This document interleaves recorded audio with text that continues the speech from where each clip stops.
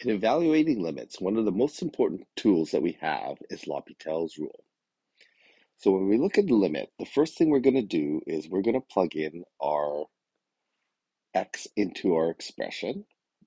And in this case, we're going to end up with 0 squared over 0. So this is important because this is a condition that we need to use L'Hopital's rule. So at this point, once we have the condition, we can apply L'Hopital's.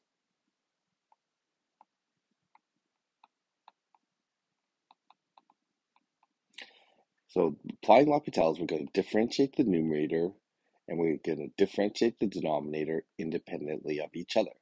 So we end up with 2 sine x, and then we differentiate sine into cos x. We're using the chain rule here.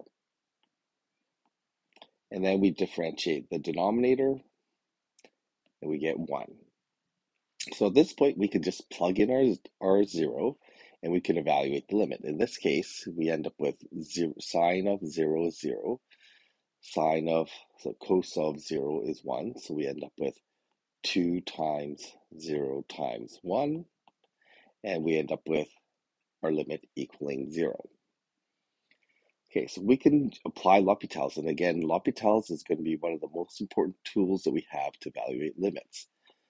However, L'Hopital's is not the only way we can do these limits. We can also do limits using some algebraic process.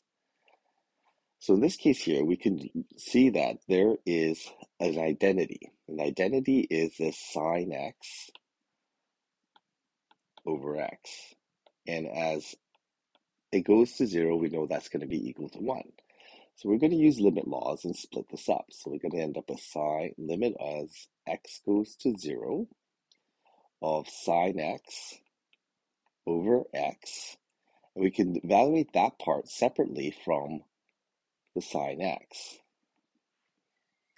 So this portion of the limit, when we plug it in, we're going to end up with that equal to 1.